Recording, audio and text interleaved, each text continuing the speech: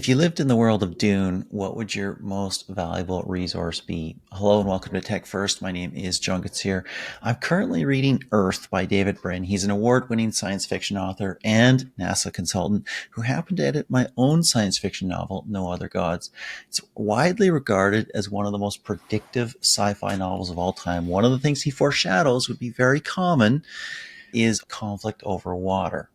Does that need to be the case? Today we're chatting with someone whose inventions could solve that. They're called atmospheric water generators. They pull anywhere from 24 to 2,600 gallons of clean water from the atmosphere in a single day. He's the co-founder and CEO of Aquaria. His name is Brian Sheng. Welcome, Brian. Thank you, John. Really excited to be here. I was thinking as I was doing that intro, have you seen Dune? Or have you seen the wind traps there? Is that like ring a little bell for you? I was gonna say, I haven't seen Dune yet. It's definitely on my radar. My co-founder Eric has already seen it and raved about it. Lots of sci-fi movie references and also Star Wars. So that's on my list. Haven't gotten Okay. there yet though. Do not wait too long. It is amazing. You will love it. Start with the first one, of course, but you absolutely love it. But let's talk about water. How many people struggle to get clean water today? Yeah. So I think everyone knows that we have a global challenge with water. Actually, I'm usually based in California, and just in California alone, we have actually 1 million people that don't have access to clean water. And in the United States, up to Wow. 40 million people actually have disruptions to clean water. And clean water, I mean, as defined by the EPA. So this is a big problem, even in the United Yeah. States. Well, and it's not just California, but that's shocking, of course, because the U.S., one of the richest nations in the world, California, one of the richer states in the United States. You also have Flint, Michigan, where they still have trouble getting clean water to people that doesn't have contaminants like lead and other things in it. I think I saw something that a global figure was somewhere on the order of 2 billion people globally do not have safe, constant access to clean water. Yep, 2 billion people. A lot of it focused and concentrated on the global south and in developing nations. And it's a huge problem. It's actually getting worse. Talk about that getting worse. Why is it getting worse? I mean, we have situations like in the American West and Midwest where we've been tapping the water table for decades for farming, for irrigation. That started sinking down, and there's all kinds of issues with that. Not the least of which is the lack of water, but also land subsidence as the water table goes down. But you also have obviously places in countries in the global south, as you're talking about, where drought comes and you may not have a ready source of water. What's driving all this? Yeah, I think when we think about our water crisis happening, and what I mean by worsening, I think there are three main categories, and it's reflected actually if you look at the WHO or UN, global perennial challenges. Water is always a top three problem. And so if you look at some of the reasons, well, number one is, and this is not in, I guess, any order of priority, but number one, a lot of people take water for granted.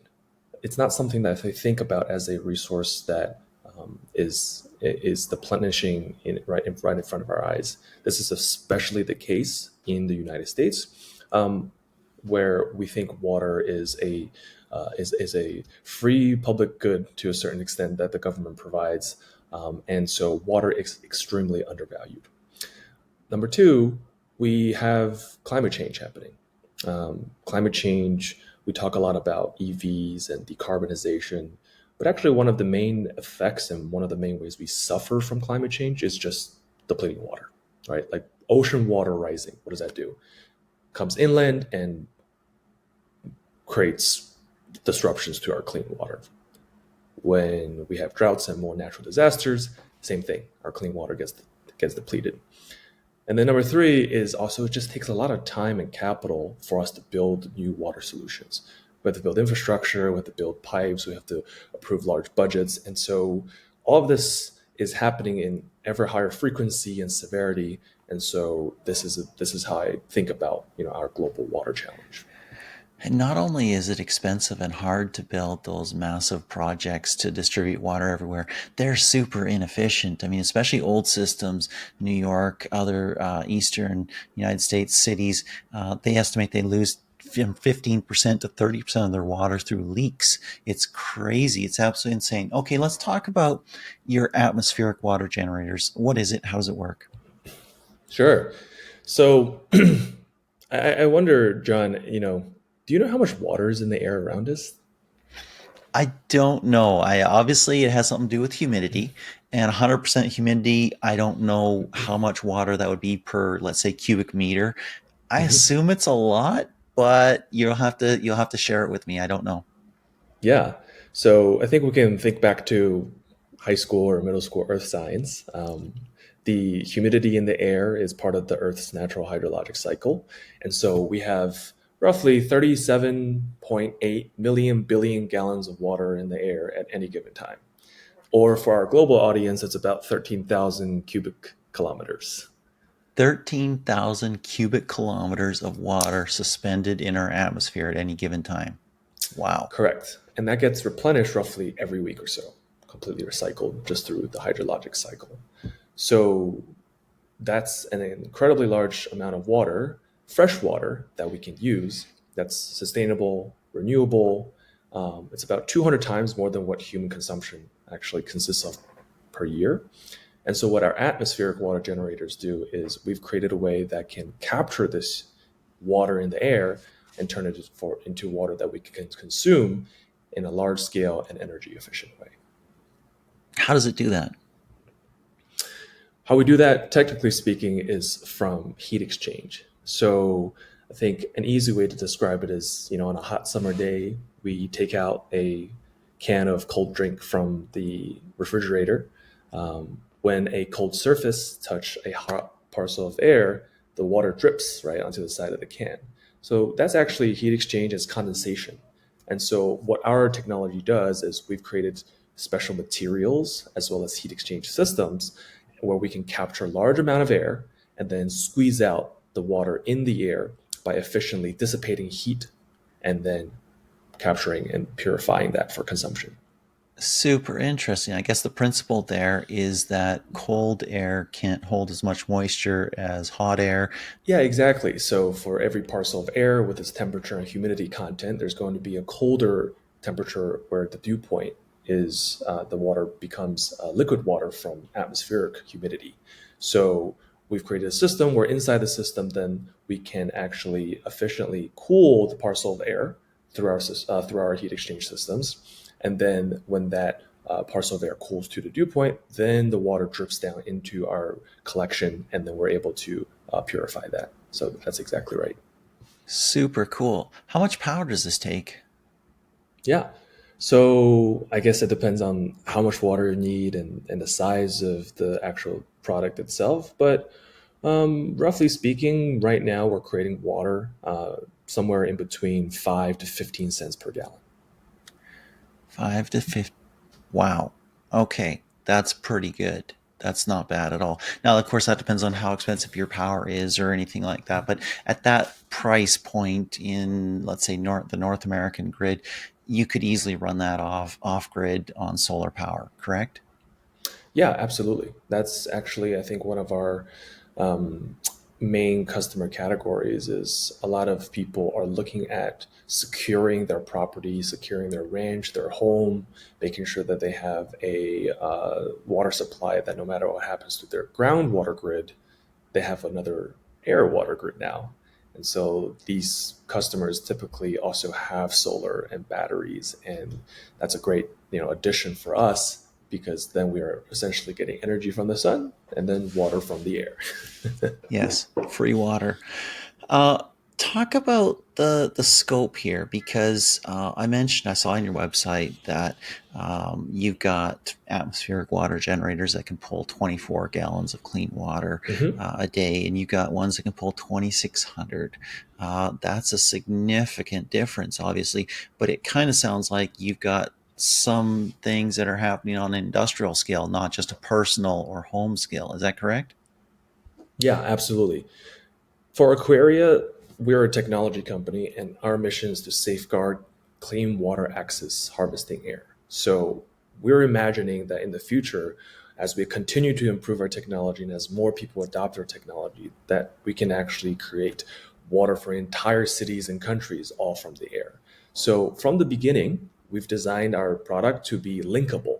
So that's why there's such a large range from something as small as 24 gallons, which is pretty great for the home or your school, all the way up to multi-thousand gallons, because all we have to do is link the technology together.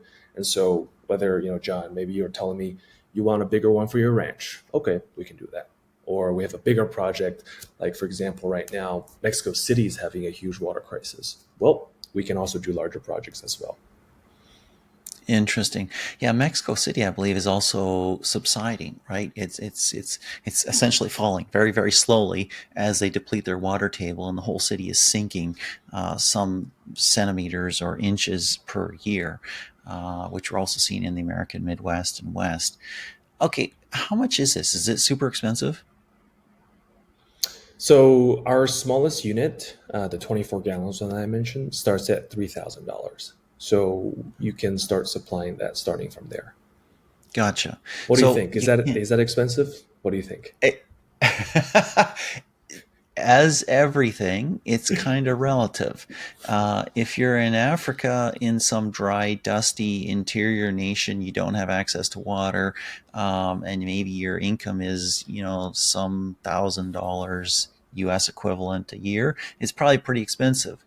But in the West, maybe not so much. Yeah, right now we're mostly shipping within North America, but John, I absolutely agree with you. My goal is that in the next 5 years, I can sell the our smallest product and take it down at least 2x, so down to $1,500, and I hope to one day sell it at over under $1,000. Right now, we're just getting started, but Mhm.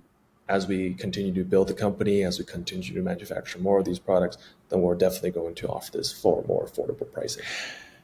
It is interesting because if I think about, let's say, an off grid home or a ranch or just somewhere that's quite distant, $3,000, assuming the technology is reliable and lasts a long time, is actually not that much because what's the cost of laying all that pipe that you need to get something in? What's the cost of otherwise having some sort of treatment facility for groundwater Mhm. or digging a well or other things like that? Those things can be quite expensive. Super interesting. How does this fit into kind of the global scale of problems? I just saw like 5 days ago, Financial Times had a Mhm. story on desalination and how when it's powered by solar, that's getting actually really efficient, really cheap. I mentioned to you off the top or before we started recording the Hassian project in Dubai. They're thinking they'll provide desalinated water at 37 cents per cubic meter, whereas drinking water in London is a pound, which is I guess about a buck 50, buck 25 per cubic meter. How's that fit in? I guess that's really kind of massive city scale, but you're kind of hoping to get to that level as well, aren't you? Mhm. I think I'm a big fan of desalination. We have a global scale water problem, and as I actually brought up a great point, solar power desalination, and also advancements like even concentrated solar power desalination and advanced membranes. We're bringing more supply online, especially in many regions that have entire countrywide scale water problems, like in the Middle East, right? We're not talking about Hmm. city scale or state level. It's like entire countries have problem with this.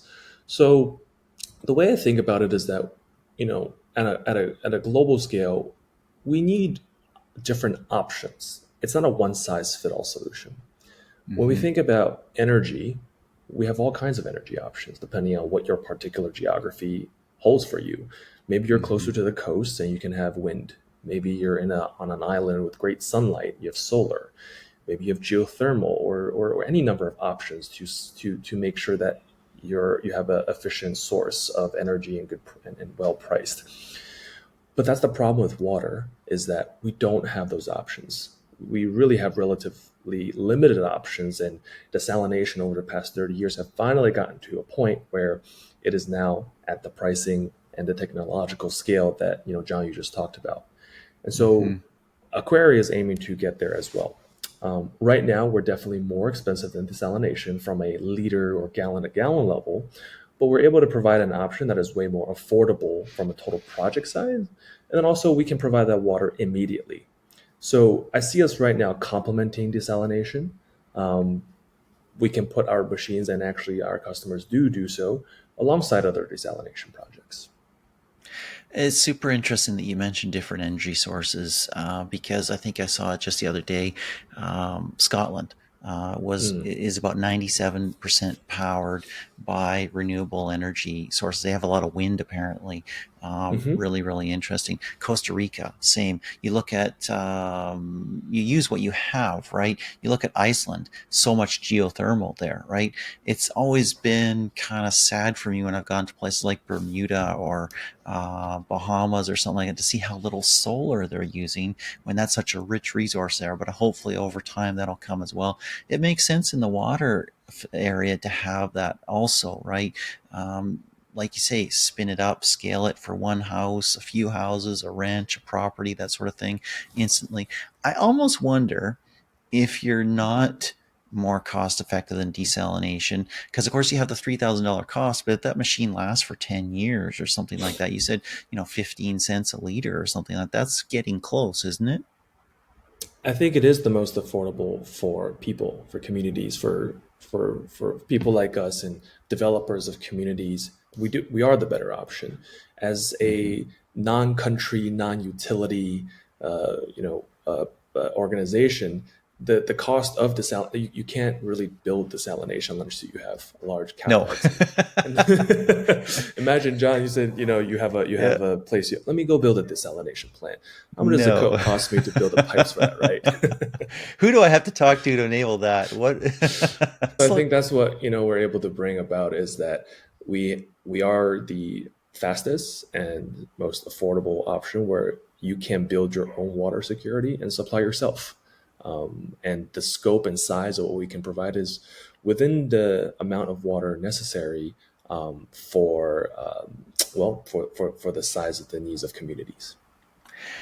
it's actually interesting to me to kind of remember that even in areas that have a lot of water, it's not necessarily the right kind of water. So, for instance, I live in British Columbia, Canada, Hmm. and it's about 3 years ago that we had one of those atmospheric rivers that I think San Diego had last year.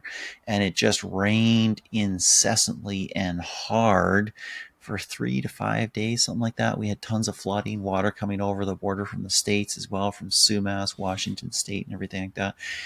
The reality was had insane amounts of water, but because of the amount, and it got into the farms and manure and other industrial places, it was not clean water. It was not potable water. In fact, there were concerns that it was going to render some of the farmland damaged because of what it might have picked up in various areas, right? So even if you have lots of water, it may not be the water that you can drink or easily drink at least. Absolutely. John, did you see the recent atmospheric water in Dubai?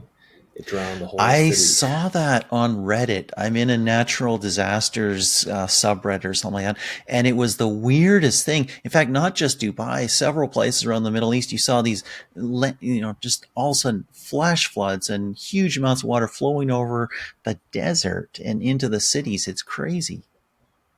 Clean drinking water, I think, is super important as we think about different sources and use cases. Actually, drinking water, clean drinking water, I think, is one of the best use cases of atmospheric water generators, simply from the fact that, one, while the air also has pollution, the air carries way less pollution. It's way easier to purify than bodies of water. Like when you have a body of water, anything could be in there. You have to figure out what's in there and the carrying capacity of that, right? But for the air, we can purify it and make sure that it's the highest quality drinking water, WHO, EPA compliant, and then offered to you immediately again. So drinking water is, I think, one of the best use cases for atmospheric water. You mentioned like Bermuda, Bahamas, Costa Rica. Actually, all of these areas, countries, any islands, any coastal areas, they all have clean drinking water problems. They all have Yeah. saltwater contamination problems. But you know what they do have? Hot and humid air. A lot of Yes. Yes. it. And a lot of sun. A Absolutely. lot of sun. Huh. I was going to ask because you mentioned Dubai, and that brought to mind like places like in the States that are often very, very dry, atmospherically dry, like Mm. Nevada, that sort of thing. What's the efficiency of your units? Let's say you have one in the Pacific Northwest, let's say coastal Oregon, right? High humidity air. And then you've got one, let's say Las Vegas or something like Hmm. that, Nevada somewhere, maybe close down the border to Mexico. There's got to be less water in the air there, correct? Yeah, there's less water in the desert for sure. Yeah. How does your unit function then? I mean, does that make it slower at producing water? Does it take more energy? That's exactly right. Is that it's slower in production? I think the best way to think about it is like creating solar energy on a cloudy day. So instead of maybe 24 gallons, we might only produce 10 gallons of water or 7 gallons of water. In a Hmm. 20-30% humidity area. Typically, the way we like to think about it is that we would love for you to have at least 30% humidity for us to make Hmm. you a very meaningful amount of water. We still work under 30%, but it's going to be the same as creating solar energy on a cloudy Yep. day, and so we'll be much Yep. slower in making that water. Okay, very cool. So if I ever build an off-grid home, I know where to go. Um, I know where to get some water. That's very cool. Talk about the future. You talked a little bit about what you're doing today. You talked about maybe going to city scale. What's that look like? What are you dreaming about 5 years from now for the products that you might be releasing? I dream of a future where we can provide an water alternative without pipes or infrastructure. And we are already bringing that into play today by demonstrating that we can build entire communities without water from the ground. Hmm. So, Aquaria last year, we built the first homes in the world where the entire water supply for the homes actually just come from air, solar powered batteries. And so we've already showcased that. And actually, right now, we've already signed a contract and we're starting to build communities in Hawaii where the entire community would be water powered from the air. So, Wow. the way I think about it is I need to continually scale up the projects that we can showcase to the public that, hey, look, this technology is here today. And we are building larger and larger communities or cities or projects. And over the next 5 years, my goal is to showcase that we can actually build out entire city infrastructure with water from the air, starting from one community at a time today. Very cool. Thank you so much for your time, Brian. Thank you so much, John.